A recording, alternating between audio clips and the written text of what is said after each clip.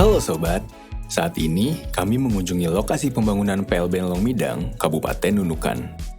Dari Tanjung Selor, akses ke lokasi PLBN Longmidang hanya bisa dijangkau dengan transportasi udara. Kami harus berangkat dari Tanjung Selor, ibu kota provinsi Kalimantan Utara, harus mampir dulu ke ibu kota kabupaten di Nunukan. Kami dengan menggunakan pesawat kecil ya, kita tempuh kurang lebih sekitar 1 jam dengan kondisi alam yang angin yang cukup kencang ya itu, dan bahkan kami juga lama menunggu karena pesawat itu juga harus berputar-putar dulu kan, keliling kemana gitu.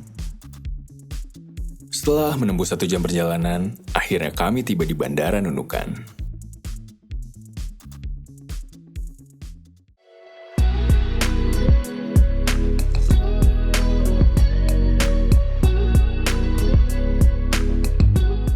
Jumat, 10 September 2021, kami melanjutkan perjalanan menuju Krayan, sebuah kecamatan di Kabupaten Nunukan yang merupakan tempat lokasi pembangunan PLBN Longmidang.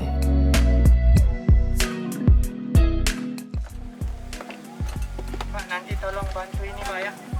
Oh iya, tekan ya.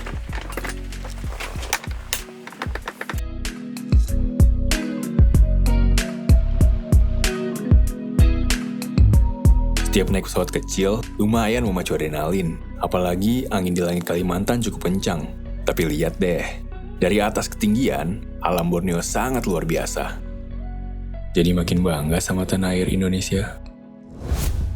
Setelah menempuh perjalanan kurang lebih 45 menit, akhirnya kami tiba di Bandar Udara Yufai Semaring Longbawan, Kecamatan Krayan.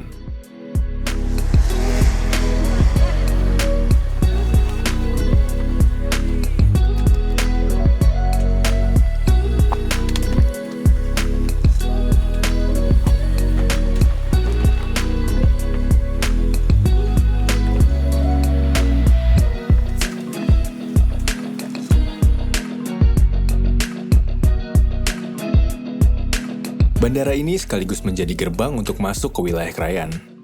Masyarakat bergantung pada bandara ini. Pada masa pandemi COVID-19, seluruh kebutuhan masyarakat Krayan dikirim dari pusat pemerintahan Kabupaten Nunukan dan Tarakan via pesawat.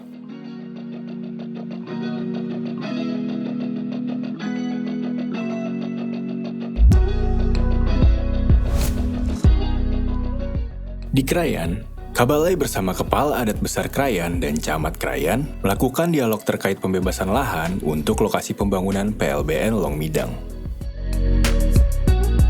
Nama saya Marjuni Rining Liang, Kepala Adat Besar Krayan. Sangat mendukung dengan adanya program PLBN ini. Karena bagaimanapun juga, kalau kita mau berkembang, kita harus mengikuti perkembangan yang ada dan berasimilasi dengan kondisi yang ada. Kalau tidak, kata orang bijak, kita akan tergilas dengan keadaan. Masyarakat kami yang bepergian tidak perlu lagi ke Tarakan, ke Nunukan, yang ada pos imigrasinya untuk mengadakan perjalanan ke luar negeri.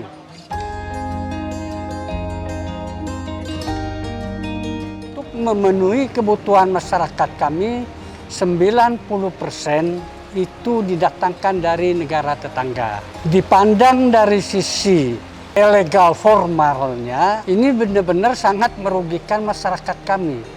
Yang pertama, income daripada transaksi jual beli yang sana untuk kas negara kan tidak ada, itu satu.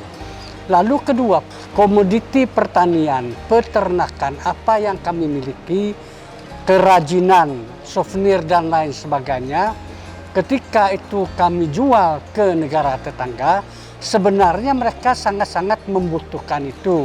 Tetapi katanya mereka, beras sudah berlebih-lebihan, barang ini sudah banyak mereka miliki, ya kalau mau dititip dulu, dibayar kemudian.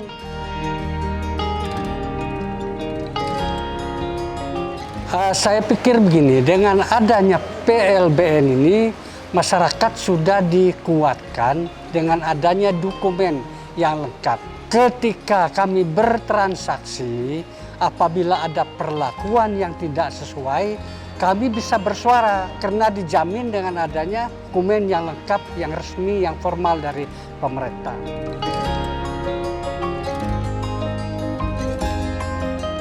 Berli, Camat Krayan, terkait rencana pembangunan PLBN yang ada di Lomidang. Harapan kami ya kegiatan pembangunan fisik ini sedapat mungkin untuk segera dilaksanakan.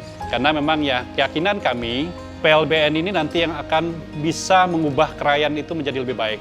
Terutama untuk menghidupkan ekonomi masyarakat kita yang ada di wilayah perbatasan.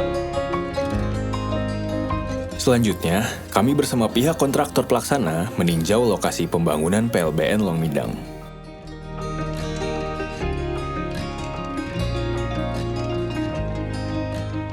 Pembangunan PLBN ini dibangun dalam rangka untuk menjadi pos lintas batas antara Indonesia dengan Malaysia. Nanti diharapkan akan memberikan dampak yang bagus dalam rangka pertumbuhan ekonomi, khususnya di masyarakat di wilayah Kecamatan Krayan dan di lokasi yang di Lomidang ini.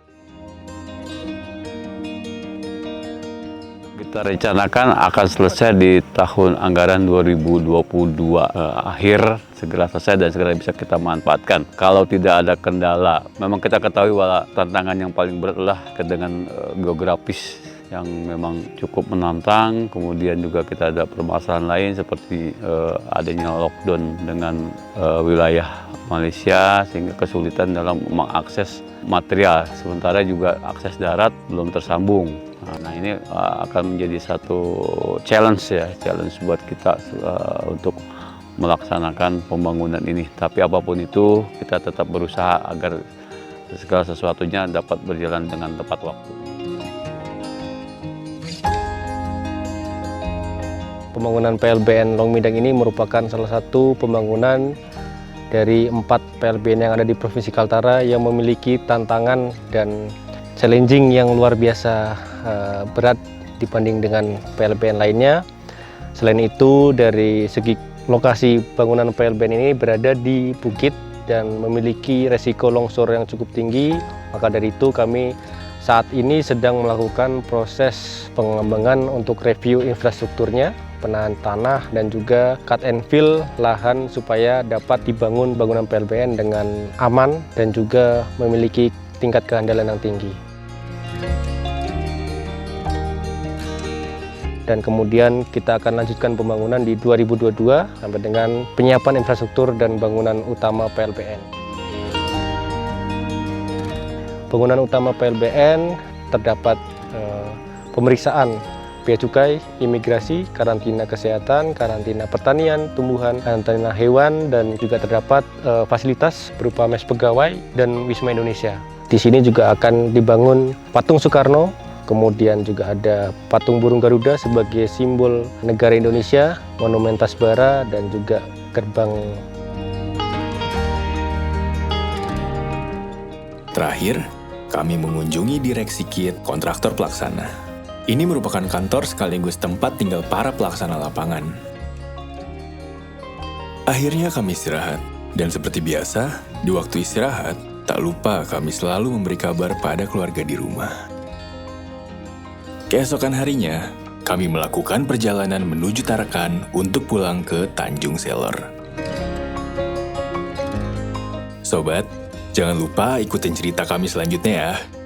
Cerita dalam membangun infrastruktur pemukiman untuk masyarakat di perbatasan Kalimantan Utara.